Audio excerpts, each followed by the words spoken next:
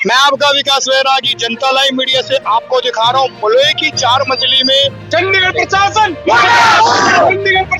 गरीब लोगों का जो किस्त ना भरने के कारण क्या हो रहा है, वो सील कर रहे हैं। उनको कोई भी मौका नहीं दिया जा रहा है कि वे अपनी पेमेंट को आधा करके या फिर लोन पर वो कैसे चुकाए। एक गरीब आदमी किस प्रकार वो कहाँ जाएगा अपने बच्चों को लेकर।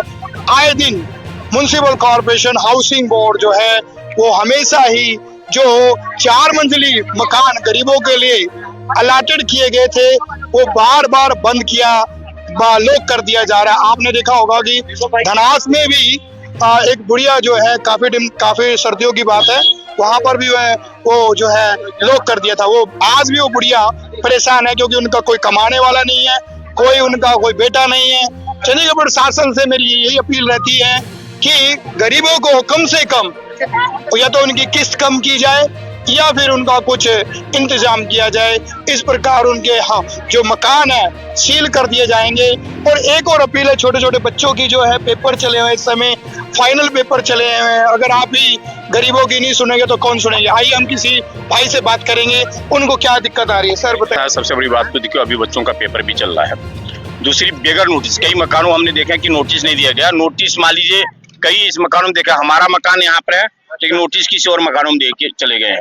नंबर 1 कि इस समय आप आ रहे हो बेगर पूछे सामान सारे बाहर फेंक के ताला मार दे रहे हो, पुलिस का व्यवस्था कर रहे हो, पुलिस आ रही है, उनको डर के मारे डर दिखाया जा रहा है, उनको भगाया जा रहा है।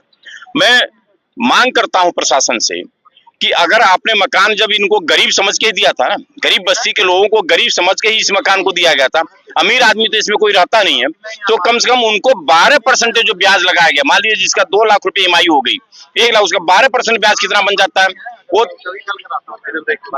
3000 रुपये वो कहाँ से देगा? 3000 रुपये कहाँ से दे सकता है? गरीब आदमी दे नहीं पाएगा। तो एक तो 12% माफ कीजिए, और जो मकान सील आप कर रहे हैं उस मकान को आप हटा दीजिए। मकान अभी सील मत कीजिए। इन गरीब आदमी और मजदूर आदमियों को आप टाइम दीजिए, समय दीजिए, 2 से 4 महीने 6 महीने कि ठीक है आपको इतना समय दिया जा रहा है, आप पैसे कट करके किसी भी तरह से आप दीजिए। अब अगर वो नहीं देते उसके बाद आगे क्या भी प्रोसीजर है, कम से कम ईएमआई बना दीजिए। आपका 2 लाख 1.5 लाख 50,000 रुपये अगर आपका इकट्ठे हुए हैं तो आपने तो जिनको 12% ब्याज उनका तो 3000 रुपये महीने उनका ब्याज ही आ रहा है, तो गरीब आदमी देगा कहाँ से? आप देखिए, आप मीडिया में है, 12% तो ब्याज बैंक भी नहीं दे रहा, किसी बैंक में, आपके पैसे का या किसी के पैसे का। तो गरीब आदमी जो मकान आपका रिहाइबिलिटेशन एक कानूनी के तहत ये मकान दिया गया है, इस पर आप 12% ब्याज लगा के गरीब आदमी को क्यों आत्महत्या करने पर मजबूर कर रहे हो? क्यों बेगर बताए उनका मकान सील किया जा रहा है? आप प्रशासन का दोष क्यों दिया जा रहा है? आपके एक्शन आ रहे हैं, कोई भी आ रहा है, कोई आके 100-200 पुलिस लेके आके एक मकान सील कर दे रहे हो। जो आदमी उसको बोला, अभी लेके 2 आदमी को इन्होंने अंदर डाल दिया उठा के, हम छोड़ा के भी लेके आए उन सभी को। एक लेडीज भी है, एक जेंट्स भी है, जो आवाज उठा रहा है उसको आप जेल में बंद कर दे रहे हो। तो आखिर गरीब आदमी का आवाज कौन बनेगा? हम जैसे लोग, हम लोग तो तैयार है, ले चलिए जेल में ले चलना है तो, लेकिन गरीब आदमी के साथ न्याय कीजिए। न्याय करेंगे तो लड़ाई हम तो लड़ेंगे। समाजवादी पार्टी के लोग आंदोलनकारी हैं और आंदोलन करके रहेंगे और ये हक हम लोग दिला के रहेंगे। इसका भी हम तैयारी कर रहे हैं, प्रशासन सचेत हो जाए, अभी हम तैयारी कर रहे हैं, लेकिन उग्र प्रदर्शन हो जाएगा आने वाले टाइम में अगर ऐसे सील करते रहोगे। उनको समय दे दीजिए, गरीब आदमी को मकान से छेड़खानी मत कीजिए, उनका हक मत लीजिए। सरकार का काम क्या है? सरकार का काम है कि आप रोटी कपड़ा मकान, आप भी बताएं, आप लोग पढ़े लिखे लोग हैं, गरीब आदमियों का सरकार इसलिए चुन के दिया जाता है कि रोटी भी और कपड़े और मकान का इंतजाम सरकार कर सकती है।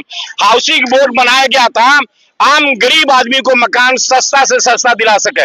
हाउसिंग बोर्ड को कारपोरेट बनाने गया था, ये सरकारें आके हाउसिंग बोर्ड को कारपोरेट बना दी है।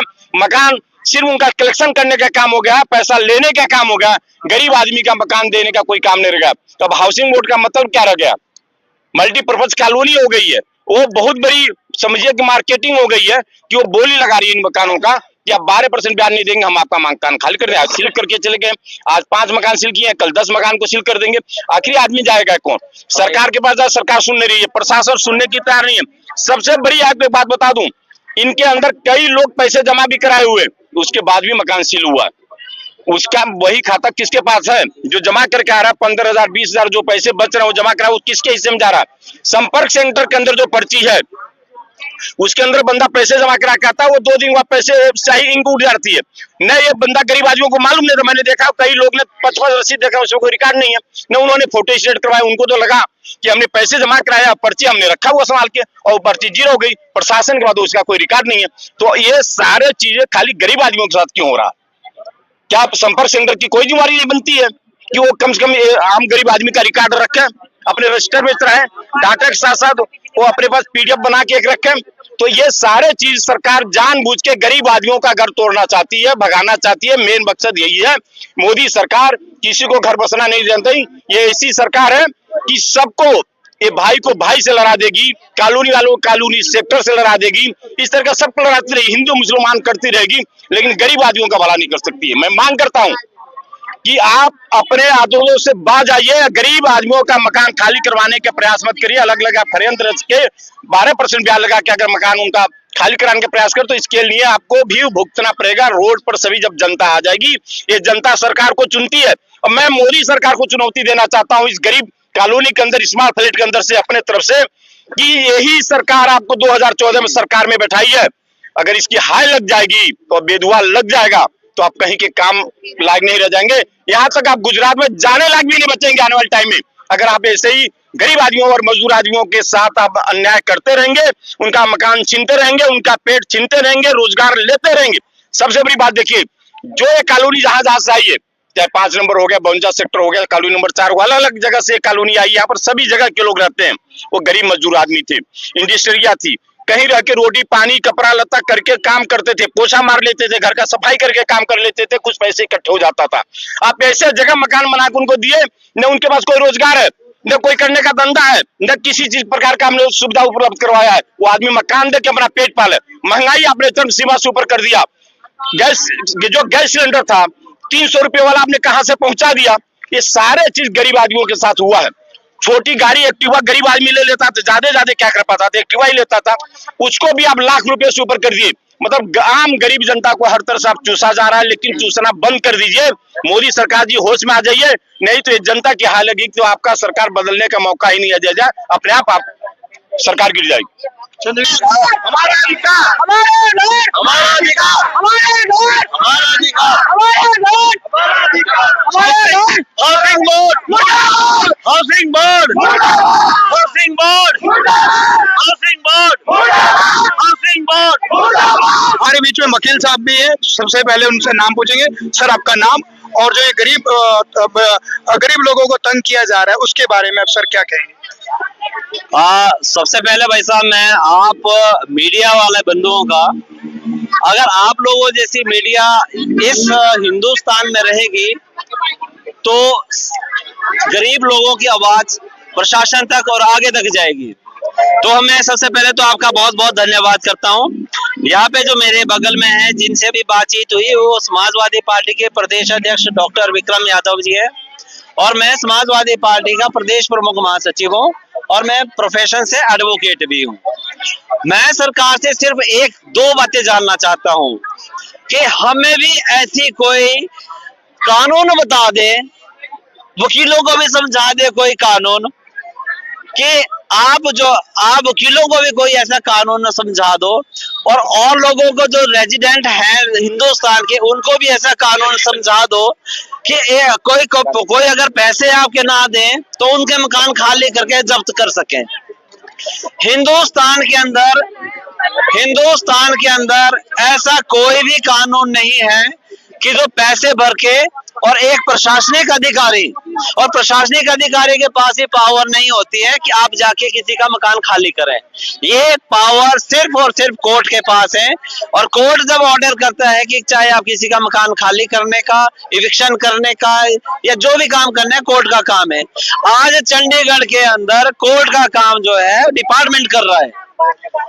दूसरी बात, हिंदुस्तान के अंदर स्टैटिस्टिक्स है, मैं इनकम टैक्स का भी एक लॉयर हूँ, तो आप किसी भी एक बैंक, चाहे प्राइवेटाइजेशन हो, प्राइवेट बिल्डर हो, प्राइवेट फाइनेंसर हो, कोई भी एक फाइनेंसर, कोई एक बैंक आप हमें ये बता दें जो हाउसिंग के ऊपर जो है 12% ब्याज देता हो।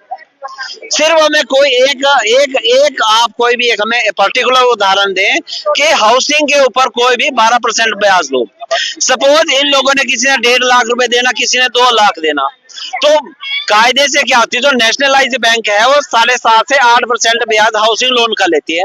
तो आप उसको हाउसिंग लोन में कन्वर्ट करके उनसे किस्तें ले लो, उसकी 7 से 8% ब्याज ले लो।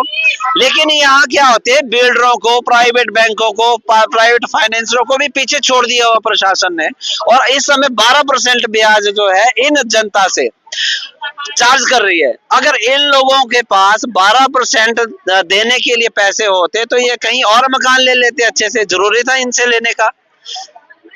जब चंडीगढ़ बसाना था, शहर बसाना था, तो यही वो लोग थे सारे, इनके फादर्स, फोरफादर्स, दादा परदादा थे, सारे लोग थे जिन्होंने ये चंडीगढ़ बसाया। आज उन सब लोगों को लात मारी जा रही है। हम यहाँ आते हैं, अभी टाइम 30 दिन का टाइम होता है, जो नेचुरल जस्टिस होती है, जो सुप्रीम कोर्ट तक ये रहती है कि आपको नेचुरल जस्टिस हर लोगों के साथ करना ही करना है। उसमें भी जब इविक्शन का नोटिस आ गया, 30 डेज नहीं दिए जा रहे हैं प्रशासन की तरफ से, 30 डेज के पहले ही जो है वो इविक्शन किया जा रहा है, तो बहुत अफसोस की बात है। हाँ, समाजवादी पार्टी हमेशा ही, जैसे अभी हमारे प्रधान जी ने भी बोला, सड़कों पे उतरती है और सीधे टक्कर लेने में हम लोग सक्षम हैं।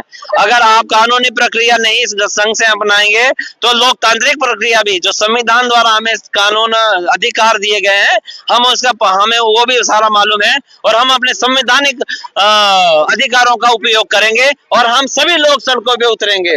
अगर आप नहीं लगते आप सभी लोग सड़कों पे उतरेंगे, हमारा संवैधानिक अधिकार यूज करेंगे।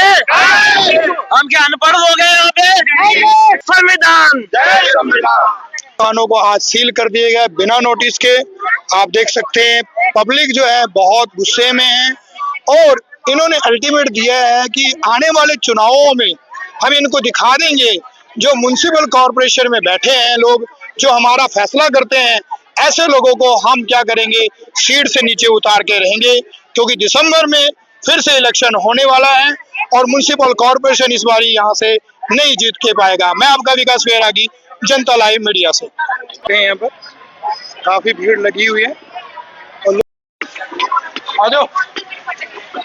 आप देख सकते हैं कि जो मलोई की जो 4 मंजिली कॉलोनी है, यहाँ पर हाउसिंग बोर्ड और म्युनिसिपल कॉर्पोरेशन की तरह, स्टेट ऑफिस की तरफ से ये जो 4 मंजिली के मकान हैं सील कर दिए गए। आइए हम भाई से बात करेंगे जिसका मकान सील करा गया, और जो सामान है इनका जो बाहर पड़ा हुआ है वो कैसे रात काटेंगे, आइए उनसे बात। सर, आपका नाम? सर जी, राम स्वरूप मेरा नाम। तो आज चंडीगढ़ प्रशासन ने या स्टेट ऑफिस की तरफ से कोई आपको नोटिस आया था? सर जी, नोटिस तो आया था सर जी, तो हम बिगर बताए हुआ है सर जी, और हमने बोला थोड़ा थोड़ा करके भर देंगे हम। तो चंडीगढ़ हमारे बीच में जो भाई जी हैं वो ये बोल रहे हैं कि हम थोड़ा थोड़ा करके ये जो पैसा है ये भर देंगे, पर चंडीगढ़ प्रशासन ने इनकी ना सुनी और कुछ लोगों को गिरफ्तार करके वो अपने पुलिस चौकी भी लेके गए और बेवजह उनको हरासमेंट किया गया। तो भाई जी, तो इस समय आप कैसे व्यतीत करेंगे सर? जैसे आप रहना चाहोगे, कहाँ रहोगे? सर जी, अब तो हमारा कोई ठिकाना नहीं, फुटपाथ है, पैसे भी नहीं अभी किराए के लिए सर। तो यहाँ पर एक गरीब भाई है जो अपने आंसुओं से चौक पे स्टेट ऑफिस को क्या कर रहा है, कोस रहा है कि इस प्रकार सरकार हमें तंग मत करे, क्योंकि हम कहाँ जाएंगे। आप देख सकते हैं मकान को छोड़कर 2 बच्चे हैं, इनकी फैमिली है, और अभी सर्दी गई नहीं है, काम लग नहीं रहा, और अभी काम भी नहीं है इनके पास। सरकार से अपील की जा रही है कि इस प्रकार इनको तंग नहीं किया जाए। मैं आपका विकास बैरागी, जनता लाइव मीडिया से।